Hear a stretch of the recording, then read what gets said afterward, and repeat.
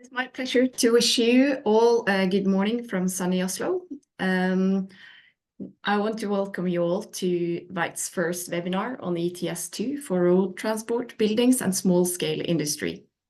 I'm Ingvild Sørhus, and I'm joined by Markus Ferdinand, our Chief Analytical Officer, and Anders Noreng, who's our Senior Policy Analyst here at Veyt.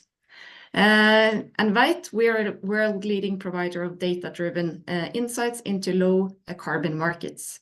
We cover renewable power, renewable fuels, and carbon markets with unparalleled breadth and depth, backed by expert independent objective research and analysis. But today we will focus on the ETS2. For the last 20 years or so, the EU has used two key policy instruments to deal with greenhouse gas emissions. It's the ETS, so the emission trading system, which are primarily targeted large point of emissions like large industry, utilities, and has later included emissions from aviation and the maritime sector. And then on the second point of policy has been the effort sharing regulation, where kind of the efforts have been more distributed towards member states, and the overall target has been based on national levels, where government had to decide kind of how to split the abatement efforts in various efforts such as transport, heating, and agriculture. We have the kind of one of the major changes in the last ETS directive was a creation of a ETS2 for road transport, heating of buildings and small industries. And that's where we're going to focus our webinar today. We will dive into the nitty-gritty details of the ETS2, the timeline, the supply and demand, price expectation, and Markus will take that part. And before Anders will kind of focus on the outcome of the European Parliament election that started today, what will kind of the focus be with regards to climate policy under the next European Parliament and Council, timelines, and also touch upon the Social Climate Fund. After the presentation, we will also make room for some Q&A in the end. So Markus, please, the floor is yours. Thanks a lot, Ingrid, and welcome everyone to this webinar on the ETS2. So what is the ETS2 actually about? As Ingrid mentioned, it's an upstream system, so it's designed to focus on the consumption of fossil energies in buildings, road transport, and small-scale industry. And there is a few important dates coming up actually now, where we will actually see the 2027 cap being published on 1st of January next year, and then on 30th of April next year, we will see the first release of emission numbers for 2024. So this is two very important data points, obviously for us analysts, but also for you stakeholders in the market, to understand where this market is heading, or get an indication of this, right? So the launch of the ETS2 is planned for 1st of January 2027. This might be delayed by a year. We will see kind of some of those conditions in a second. And then the first compliance deadline will be end of May 2028 for the 27 emission numbers. The first TNAC publication, so publication of the total number of allowances in circulation, is planned for 1st of June 2028, and that's important for the operation of the market stability reserve, and I'll come back to that also in a second. And then there is already a provision to assess linking between the two ETSs, the ETS1 and ETS2, which is planned for, or formally planned for, end of October 2031. Which is also an important date to have in mind, because the discussions on those linking or on the linking of the two systems has already started, as the ETS1 is running into a lot of tightness as well, and the ETS2 could obviously offer some flexibility here, but that's something we can touch up on as well a bit later. The start of the ETS will also be characterized by front-loaded auction volumes. So the 2027 cap is going to see a much higher cap compared to what theoretical would be required to basically follow the trajectory of this market. We'll come back to that. So those volumes will come from reducing the 2029 to 2031 auction volumes. Talking a lot about auctions, so this is the only allocation method. It will only happen through auctions. There is no fixed price or no price corridor, unlike what we've seen in the German national ETS. And also there will be a revenue reallocation towards the Climate Social Fund, which Anders is going to talk about towards the end of the presentation. Talking about the criteria for potential delay.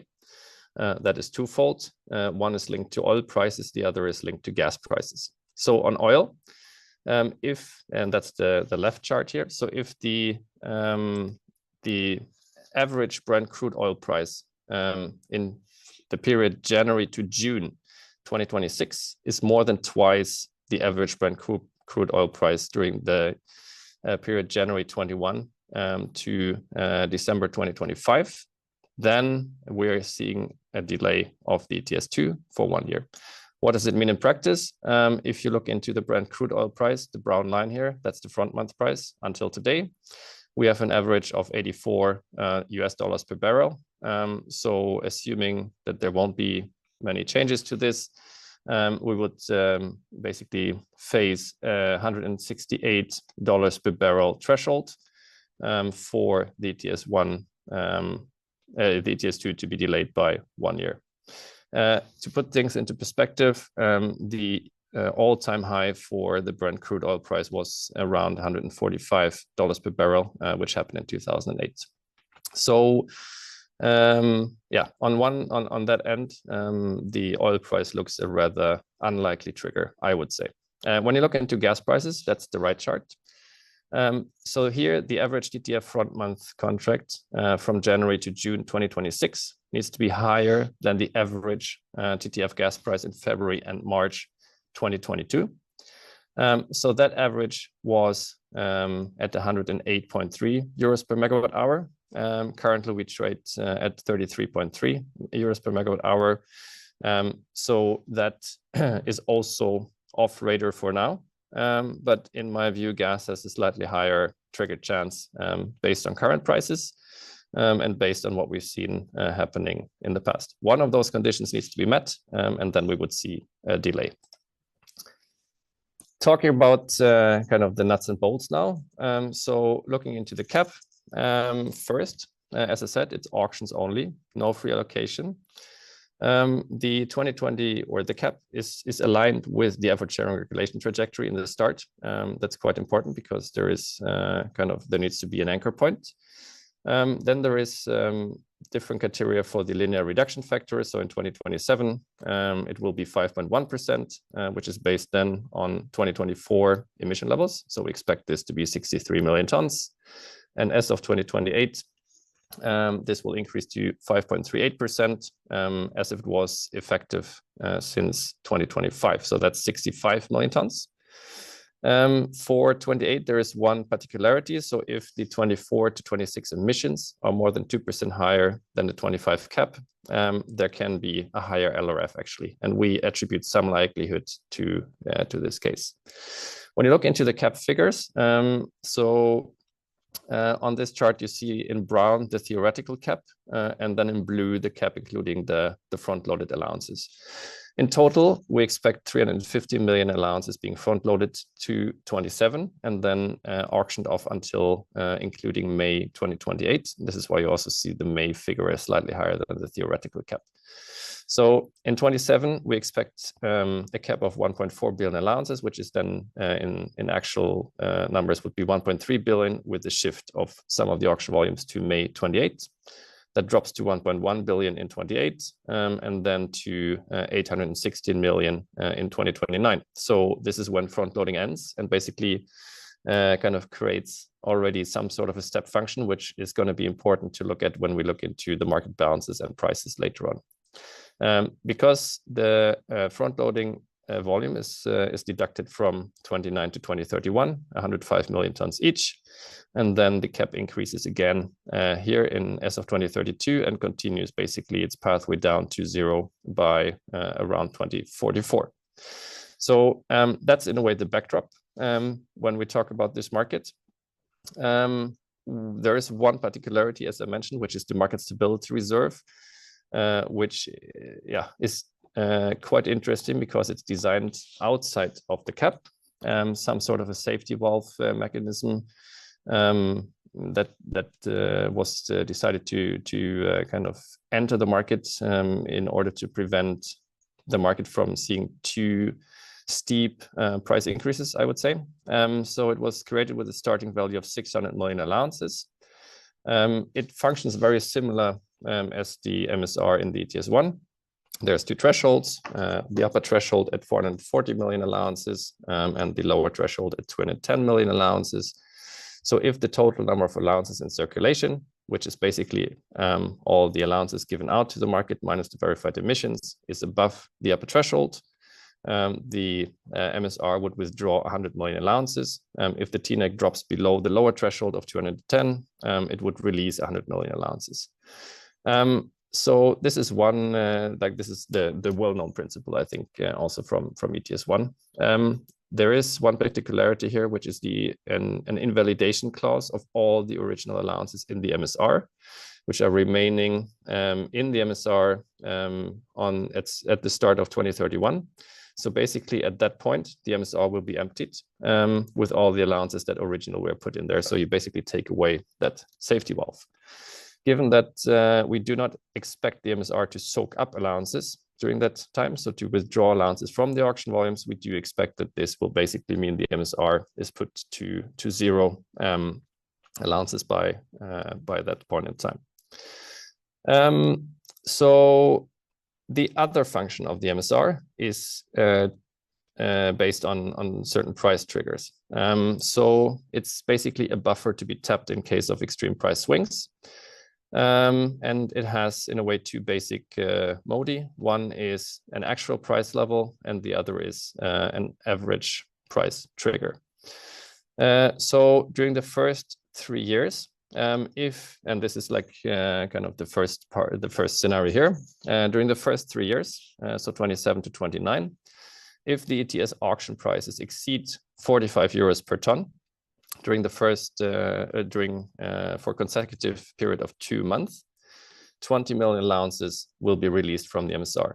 45 euros is not the actual trigger price because that's indexed to 2020 levels. So we expect this to be rather in the range of 55 euros in 27 to then 59 euros in 29.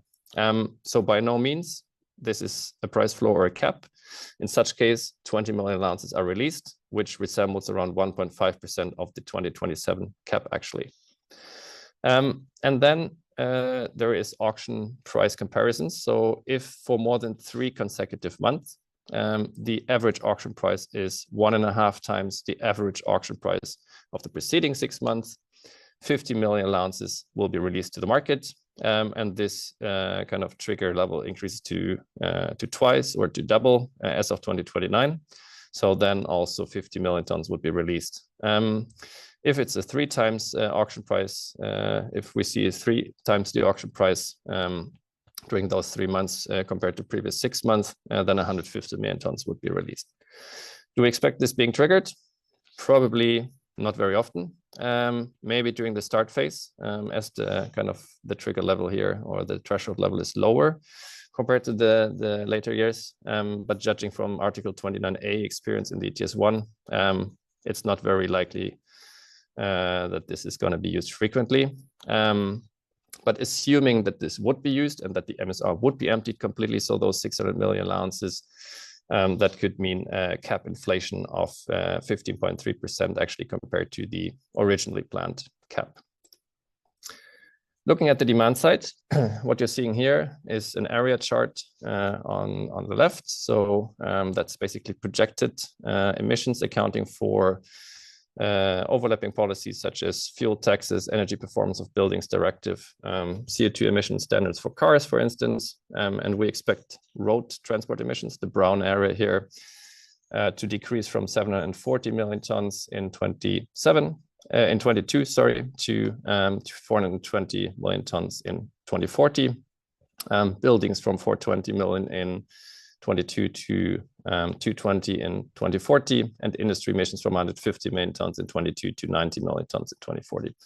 So in a way, this is happening anyway, you can say, and then the ETS2 is basically putting a price on top, which will release additional abatement to reduce emissions further. So that's depicted on the right side. So what you see here is like those strong colors actually.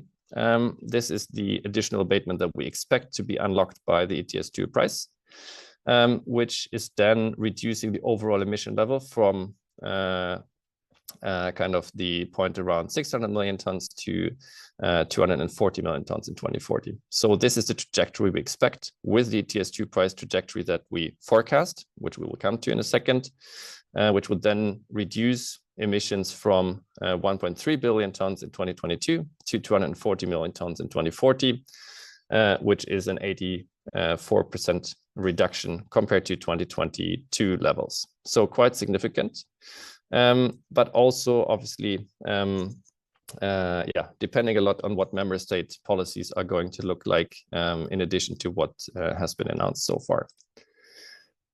Looking into the market balance, so combining basically the cap and the emission levels, what you see is a market balance with annual balances in bars, and then the cumulative market balance is a line. So at the start of the market, we expect the balance to get long by around 250 million tons during the first 2 years as a result of the front loading. So no surprise here. But then we see the annual balance is dropping kind of negative as of 2029 onwards, as the market gets very tight. And as we expect this steep drop in supply due to the lack of front loading, then will not be matched by the same steepness in demand dropping as well. So the cumulative balance as a result gets very tight as well, and it's turning negative as of 2030. Obviously, cumulative balances can never turn negative because then the market would be out of balance. So this is in a way resembling the abatement requirement that we've identified on one of the earlier slides now, where we expect around 400 million tons of abatement required across all the different sectors until 2040 to clear the market. We also tried to test the sensitivity of the market balance by varying the abatement that becomes available for each euro change in allowance price. So we have a high abatement sensitivity where we assumed a 3 percentage points additional abatement being unlocked by each euro allowance price increase. A low abatement sensitivity is obviously playing the opposite side here, where we expect 2 percentage points lower abatement for each euro EUA or kind of allowance price increase compared to our base case, right? If you look into the balances, they look relatively similar. There's a bit of a variation here around 2031, 2032, which is where the market is reaching a very tight kind of point, especially on annual balances. But else the balances as such look relatively similar, even though you see a bit of variation in abatement during the individual years. And we wanted to test what the effect is on prices, obviously. Talking about price, so this is our base forecast for the ETS2. In essence, what we can see is that the first year, in our view, can be a relatively soft start, anchoring a bit around the 55 euro trigger level for the first MSR release, as mentioned earlier. But this is very uncertain in my view, because it depends a lot on how much in advance market participants are actually positioning themselves against the upcoming shortage. What we nevertheless expect is quite a steep increase in the tightness of the market balance, resulting in a significant price increase following the start of the market relatively soon afterwards. And we do see this taking the ETS2 price to levels around 210 euros in 2031 in the base case, which is where a lot of abatement is triggered, right? And this abatement in the ETS2 is permanent because in a way it is consumer choices or choices on kind of shifting technology pathways, which is going to be a permanent abatement, which means that this cumulative abatement is carried forward. And that's required to balance the market long term. So this basically moderates or suggests a more moderate additional abatement required to clear the market in the long run, where we see prices, or the model suggests prices to kind of balance the market at levels around 90, 95, 100 euros in the base case. There's two sensitivities, as mentioned. So, and I think this highlights that minor changes to abatement costs and potentials can have quite a significant impact on price levels, on peak prices, on equilibrium prices. As you can see by the high abatement potential kind of being ending at a lower peak of around 170 euros per megawatt per ton, but also a year later than the peak in the other two scenarios, and then tapering off at a lower equilibrium level, similar with the lower abatement potential that sees a slightly higher peak, but then also a higher equilibrium price. I think on that end, it's quite important to mention that national policies towards effort sharing targets can reduce the ETS2 price considerably, or increase depending on which direction those policies take. And there is quite a lot of uncertainties which prevail here, which is around margin abatement costs in the covered sectors, price elasticities, cost pass-through rates, also behavior of financial actors, and very important, end consumer behavior. Because what we're seeing here in the ETS2, unlike the ETS1, that the emission abatement actually happens at a different stage than where the price for the allowances is paid. So these abatement shifts or trends in abatement need to be unlocked by the price first, and then cascade down to the end consumer. I think an important comparison as well is the comparison to the ETS1 price, because this kind of, especially at the start where we have no tradable contract yet for the ETS2, the ETS1 price often gets named as a potential proxy hedge. So when you look into our price forecast, which is running until 2030, and then we basically bridge to the S3 scenario from the Commission's 2040 communication, what you see, and I think the important period is like here in the start phase, that those markets start off with quite significant differences in their frameworks. We see the ETS1 price trading at 150 euros, that's real prices, per ton in 27, compared to the 50-odd kind of trading price that we foresee for the ETS2 in the start year. Might be slightly higher than that, but still quite a deviation. The ETS1 is basically reaching its tightest year before 2030 in 2027. So this is really a significantly bullish year for the market in our view, whereas the ETS2 starts off with an oversupplied balance in that year. And therefore the framework conditions are relatively different here. So how will the market develop? Well, as I said, emission reductions happening through or need to be incentivized via cost pass-through, causing a bit of a delayed abatement signal, and also overlap with member state policies. So this is a bit the uncertainties here. On the cost pass-through, there is a provision for regulated entities to report on their cost pass-through rates actually until 2030, which will give us a bit of additional data points on that, which we can use obviously to also calibrate the model. We would expect rather low liquidity until we get tradable contracts. So this is something where the next important data points here are, as mentioned, the 1st of January and the April release of verified emissions and cap for 27. So we get a bit more certainty around the framework and trading framework conditions and kind of trading environment here. Once liquidity is established, we would expect financial actors to likely enter the game relatively quickly. And also that we see, as in the ETS1 primary secondary market derivatives trading, it's basically from a size perspective, those two markets will operate in similar sizes, both with regards to covered entities as well as covered emissions on the cap side. I think the important discussion to be had is on hedging options before, especially before those contracts are launched, with fuel distributors kind of having the need for hedging their exposure already now ahead of the start date. There is a bit of complexity around this because the start date might be like flexible. So the uncertainty around the start date is something that will make kind of trading a bit more difficult, I would say. So again, I think once we know the data points on cap and emissions, there might also be a big incentive for contracts to be launched. We think that proxy hedges right now can happen probably around carbon reduction potentials in the different sectors, because we do feel that an ETS, ETS2, ETS1, ETS2 proxy hedge bears quite a few pitfalls.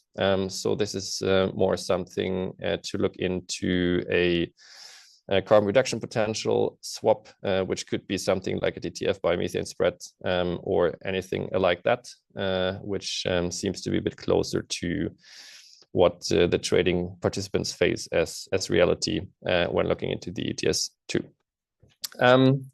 Yeah, so that kind of ends the first part on the market side. We have some elections in Europe these days coming up, Anders. Do you think this has any impact on the implementation of the ETS2 and probably also the wider Green Deal? So what do you think about that? Yes, thanks, Marcus. I will try to say something wise, predictive about that. Indeed, there has been a lot of attention because, I mean, if you remember back when the ETS2 was created as part of the latest round of the ETS revision, it was indeed one of the most controversial points. It was a lot of opposition among member states, also in Parliament, especially the Social Democrats were very much reluctant to accept ETS2. And with the elections for the new Parliament starting today, running until Sunday, I mean, there is a widespread expectation. All the polls indicate that the far right will indeed increase. They are not very keen on ambitious climate policies. And the EPP, so the center-right, which has been seen as one of the key, well, really the key element in the central coalition that has pushed through the Green Deal, they have over the last year been also much more downplaying in their language, called for a pause on new climate measures. They have tried to block or have a rematch on some other key climate energy files, such as the nature restoration law, the plan to phase out combustion engines by 2035. So, I mean, indeed, there are signs that there is a lot of headwinds for ambitious climate policies. But yet, as I'll try to explain in my part of the presentation, I think some of that is also a bit exaggerated, both to what extent it is likely to see a push for try to really question the ETS reform. That was such a big deal. I don't think it's likely that it will be serious attempts to reopen it again. And also I'll try to show a little bit how the arithmetics in the Parliament will play out. Even though there seems to be a shift to the right, it's still very much an open question if the far right will be able to to form one big group and capitalize on their projected gains. So yeah, here we see illustration of that. So on the left hand here we see the different groups: center right, center left, Renew, Liberals, Greens, and ECR is the sort of the hard right, and ID is the more, let's say, radical or far right. So in this one, you can see some of the biggest national contingents, and then the projection for the incoming Parliament. So bear in mind also that comparison here is a little bit, you need to bear in mind that the number of seats has changed. So it will be 720 seats going forward. So under the present projections, those three groups that have formed the Central Alliance, EPP, S&D, and Renew, are actually projected still to get 400, which is, might look like a very comfortable majority, since the absolute majority is formed at 361. But the important point to note here is that it's not the number of seats that decides, it's the number of votes. And in the European Parliament, there is generally, what could be termed a lack of discipline or party whip. All these groups are quite loose coalitions with contingents coming from, in some cases, all member states, and if not, at least most. And many of them sometimes vote along national interest lines, or choose to diverge from the group line for other reasons. So it might be worth bearing in mind that in 2019, when von der Leyen her commission was appointed, it was with a very narrow majority, only 9 votes, even though the three parties theoretically controlled a very comfortable majority. At the end of the day, since many, both from EPP and S&D and Renew, chose not to support her. So if we go to the next, or maybe actually, sorry, if you go back just to highlight some of the questions relating to the far right. So we see the ECR group currently counting the peace members from Poland, the former government there, and Meloni's, the Italian prime minister's MEPs in Fratelli d'Italia, and also the Spanish Vox members. They group together in ECR, while the ID group has the Lega members from Italy, the Rassemblement National, the Le Pen party from France, and until very recently, they also had the Alternative für Deutschland, who were expelled in early May. And that seems to be part of Le Pen's, move, try to shift towards embracing Meloni and making a new sort of far-right supergroup.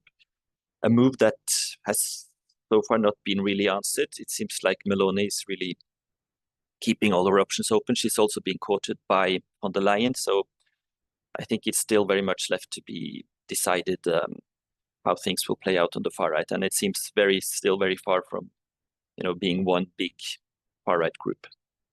And then we can go to, that's what we try to illustrate in these sort of hypothetical scenarios. The main idea here is to, first of all, show a possible distribution of votes in forming a coalition, a majority. So all the non-blue here is based on the previous slide, the projection for number of seats. We have here deducted a 10% defection rate in all the coalition partners. And then, we see a very, very tight, if the projections are correct, the EPP, S&D, and Renew, counting 90% of their seats, would be just spot on, actually 50.1%. So they would have the 361 votes if every single MEP votes. They might reach a majority, but this is very, this is enough with either losing one seat compared to that projection, or having more internal dissension, and they would still then need to get votes from either to the left or to the right. But obviously, it's still the coalition that would muster the most votes. The figure in the pie chart in the middle here is just to illustrate if hypothetically the EPP would really, just focus on the right, try to get all the ECR and the ID as they are currently constituted. So that means then without the AfD, for example, or without the Fidesz from Hungary, who are not part of any of those two groups, they would have around 22% of the votes, +9, +8. So still very far away from a majority. And even more hypothetical would be, if everyone on the far right manages to unite. So that would be those two existing groups plus the biggest parts of the today unaffiliated. They would still not get a quarter of the likely votes if everyone else votes against. So hence we still see attempt to form a central coalition as the most likely way things will play out going forward. But we might be in a situation where von der Leyen will hold a very tight majority and be dependent on getting additional votes either from the left or the right. So just to add a little bit more details on what will happen in the near future. The election started today. The exact timing and modality is different from country to country. We can expect provisional results on late Sunday evening. And then the next step, probably it's scheduled an informal European Council meeting on 17th of June. So that's where heads of government will meet.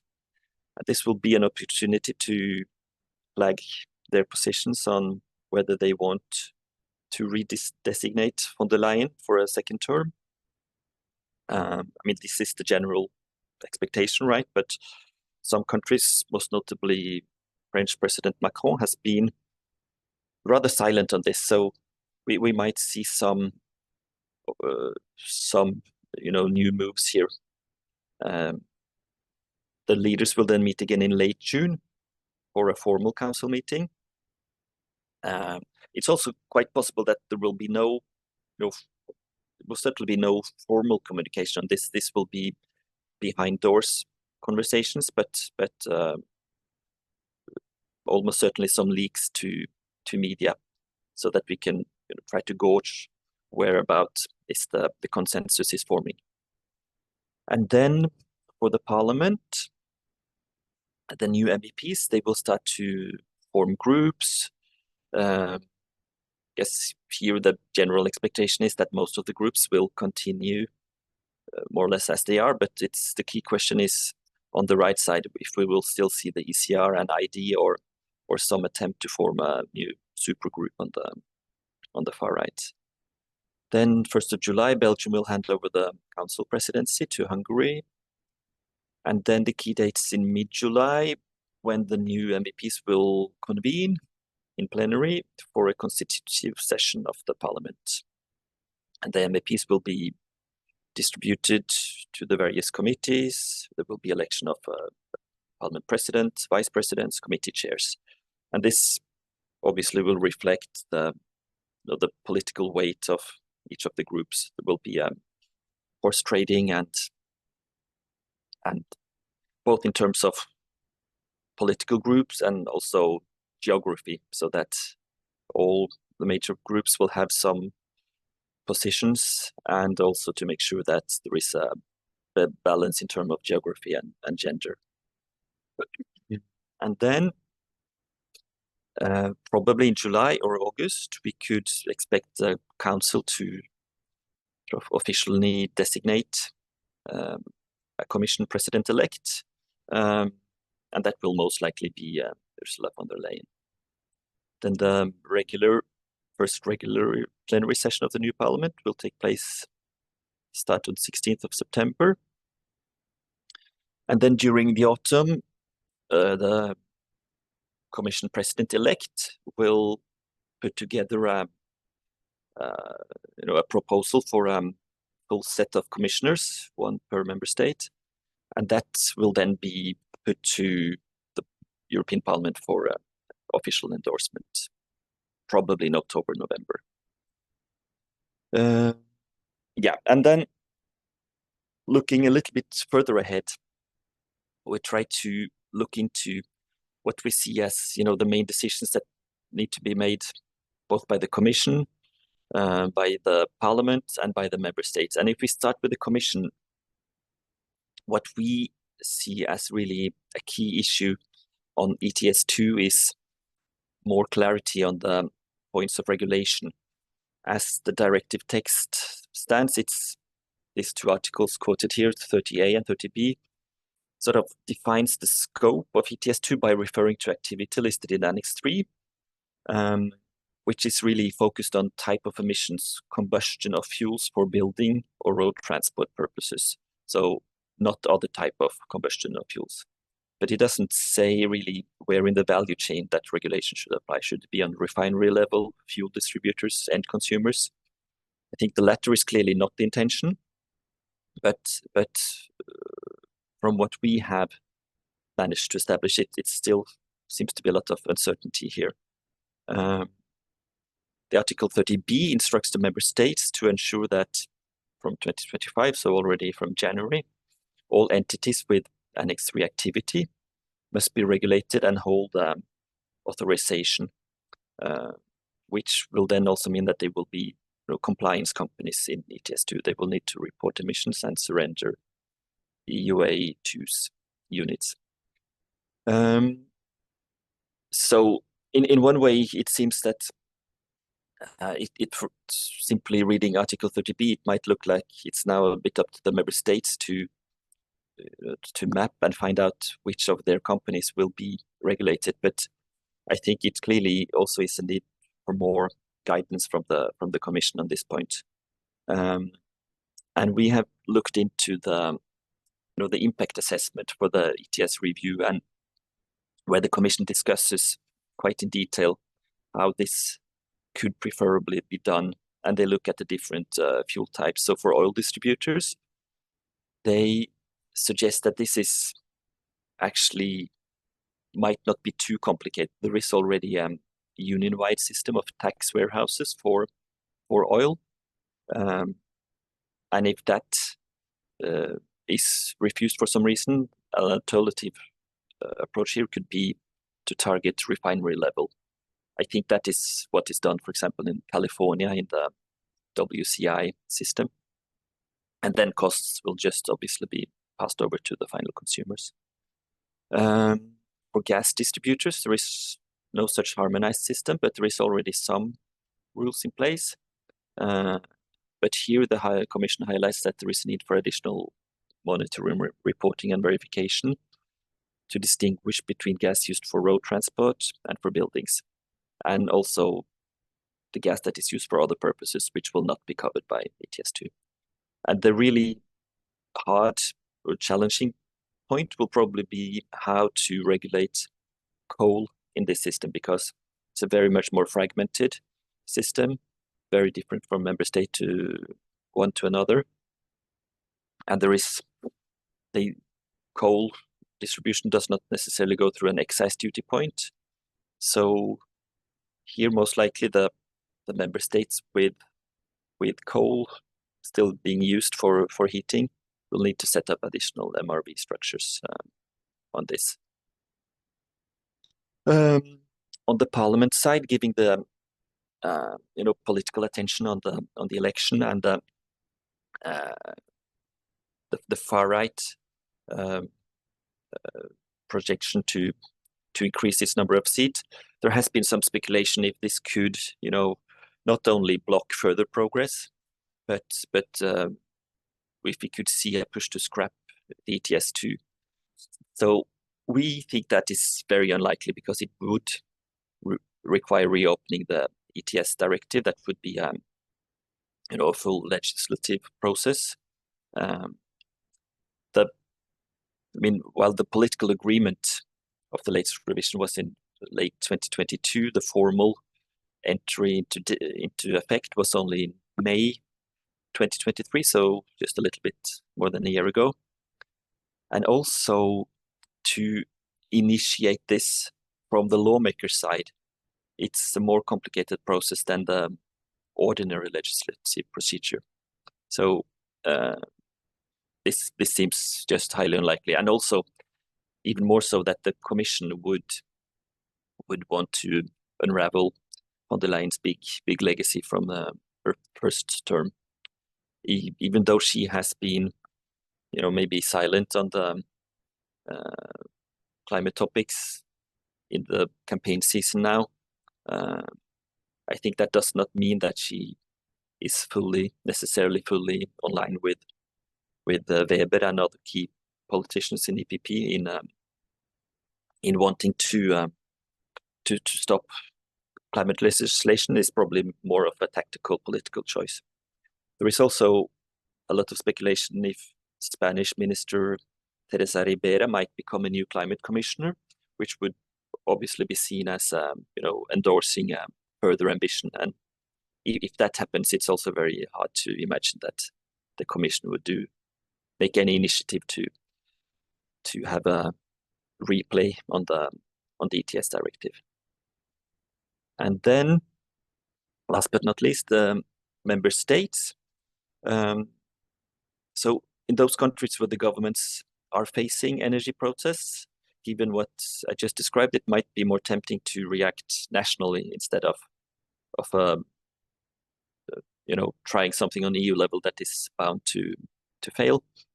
And there is an opt-out clause in the ETS directive, Article 30E, that allows member states to exempt regulated ETS2 entities from surrender obligations for the years 27 to 30 if they have in place a national carbon tax that is at least as high as the auction price in the ETS2. So we found a 2023 study by a think tank which have mapped carbon tax levels around Europe.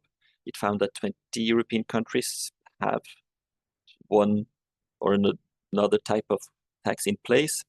Sweden has the highest, currently at 115 euros per ton, and followed by Norway and Finland around 80 euros. So if these tax levels remain, and if our ETS2 price forecast is correct, these three countries could then opt to, not have the ETS2 surrender obligations for 2027 and 2028. I guess for the second year, it would be just around where we see ETS2 prices will be. Another group here, Netherlands, Ireland, France, Luxembourg, currently have taxes around 40 to 50. So they might, given our stated assumptions, they might then ask for an exemption from the surrender obligations in 2027. In 28, that their level of tax will not be high enough if our forecast is correct for 28. A special word maybe for Germany, where they already have a national sort of ETS2, but with a slightly wider scope. So they are actually facing three possible choices. They could simply replace their existing national scheme with ETS2 and adopt to a different scope, or they could opt in those additional sectors so that it will not be, a difference in scope going forward.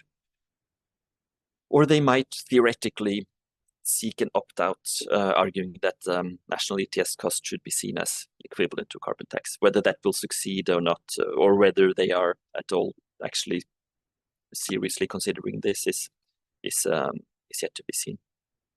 But it's probably worth bearing in mind here that the only option for, to opt out, you need an alternative cost that is equivalent or higher to the ETS2 auction cost. So if the idea is to try to alleviate political opposition, energy protest, it's not going to be a very easy solution just to replace one type of energy cost with another.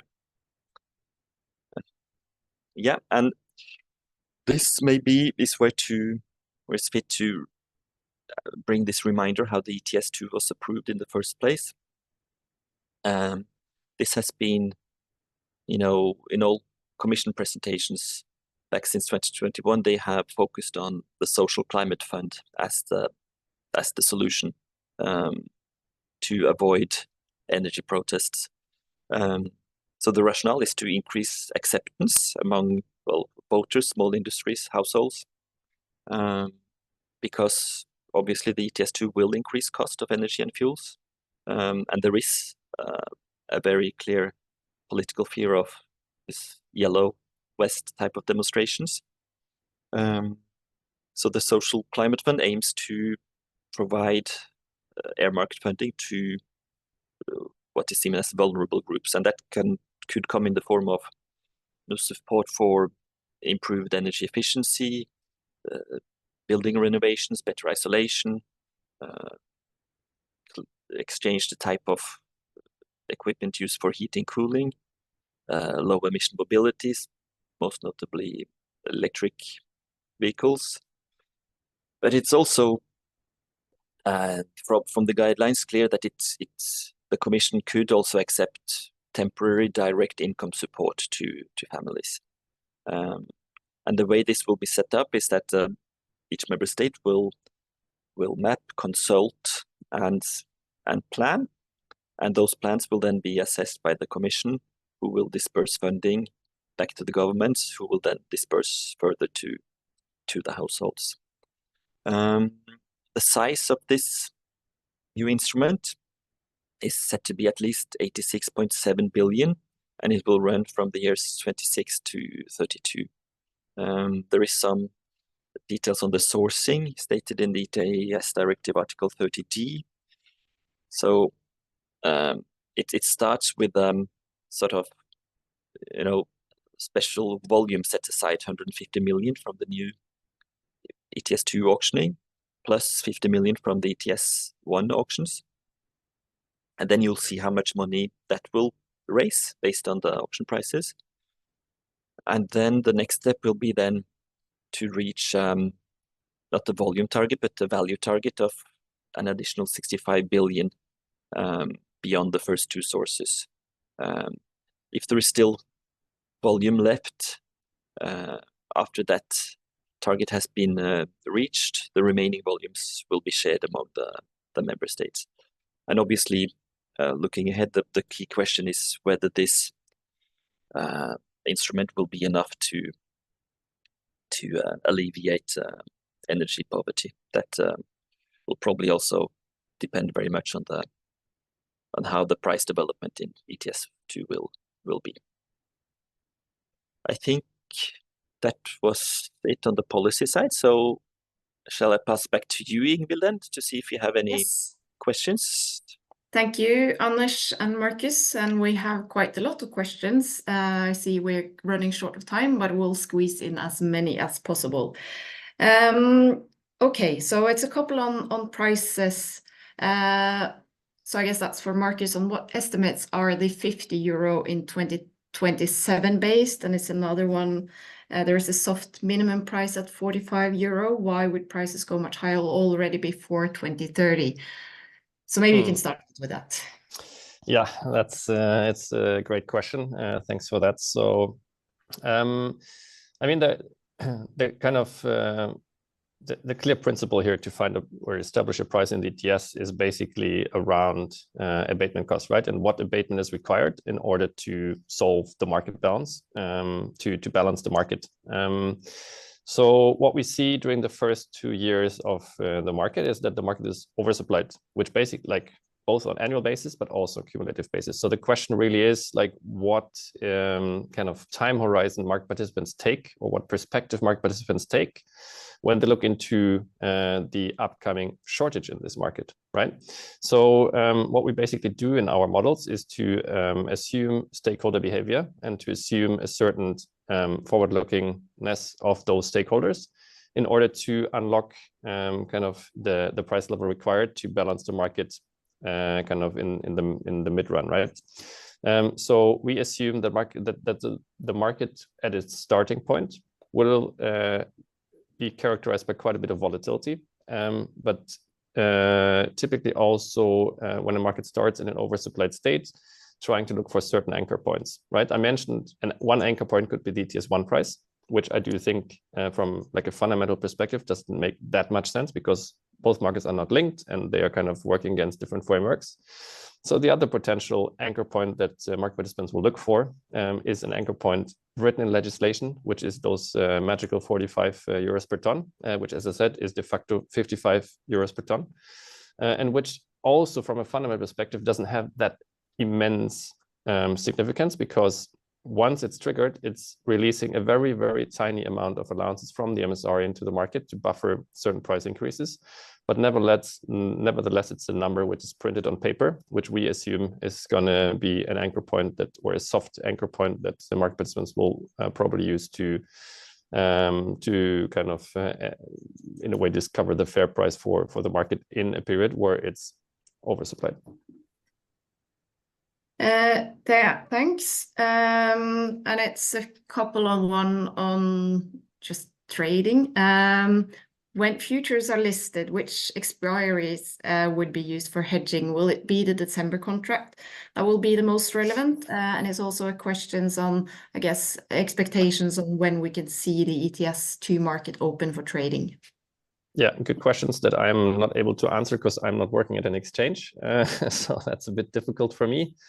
As I said, I think, first of all, I expect kind of contracts being listed quite a bit ahead of the market start. So again, this is up to exchanges to decide when it's considered kind of appropriate, which depends then on, I think, expectations on liquidity for such contract, on requirement for hedging purposes and whatnot. So again, this is something I can't really talk about. But I think when it comes to the use of futures, I mean, what we see in the ETS1, the December contract is the most liquid contract there. I would expect a relatively similar structure also for the ETS2, as the compliance cycles are also very similar in a way. I mean, you could expect that there is, that there is kind of relatively similar behaviors with regards to how kind of contracts are used between ETS1 and 2 in terms of liquidity distributed across the different contracts. And I would expect, as I said as well, a relatively sophisticated contract structure in the ETS2, also very similar to ETS1 once the market is operational. Thanks. I think we have a couple more. We have a couple on the German national ETS and interaction there. One is, how will the ETS2 interact with the German national ETS, and also on the if there can be some carbon leakage against the German national ETS. Yeah, I mean, being a German, let me take that one. I think it's a very interesting question. I think this is what's obviously keeping policymakers busy, also in Berlin. So I think one of the interesting kind of setups here is that in scope, in a way, the German ETS is slightly larger than the ETS2 scope, right? So it, for instance, includes energy use in agriculture, or like diesel locomotives or things like that, right? So I think the German Environment Agency, they see emissions under the German ETS scope to be around 2% larger than under the upcoming ETS2 scope. The German government has not yet clearly stated its plan for after 2027. So there is several options which exist, and Anders touched up on that. So that can be a complete transition and replacement of the national scheme with the ETS2.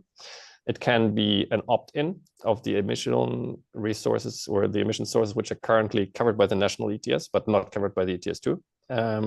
So basically ensuring that Germany's wider scope is continued into the ETS2. And then there is this opt-out clause, which allows member states to temporarily get exempt from ETS2 until 2031, claiming that the German system is considered a carbon tax, which is at a higher price level than the ETS2 price, which I think is very unlikely, because it de facto is not a tax. So I think that the most likely scenario is the complete transition pathway, where the German system gets fully integrated into the new ETS.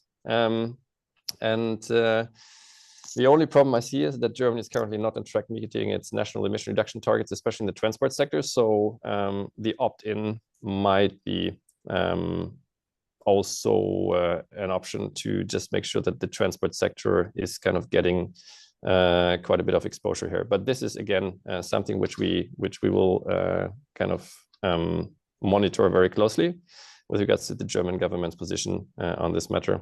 In terms of carbon leakage, not really seeing that point, because I think we talk about more or less a full transition, maybe a slightly higher transition, which I think is so marginal that this topic is not relevant in this context. But maybe just mention that if there is opt-in of those additional sectors, that would then imply also a cap adjustment, right? That would yes, correct. bring in more EUAs.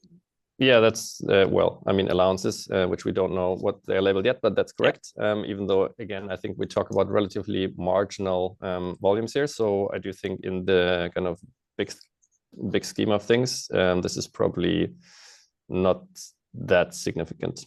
Yeah, maybe ending it here, because looking at where the time stands, I think handing it back to Ingrid for wise final words. Thank you. I think we could have stayed on for an hour looking at the amount of questions that has popped in. So it's definitely quite a lot of interest around the field, or also on the political landscape that we will see forming out of the new parliament.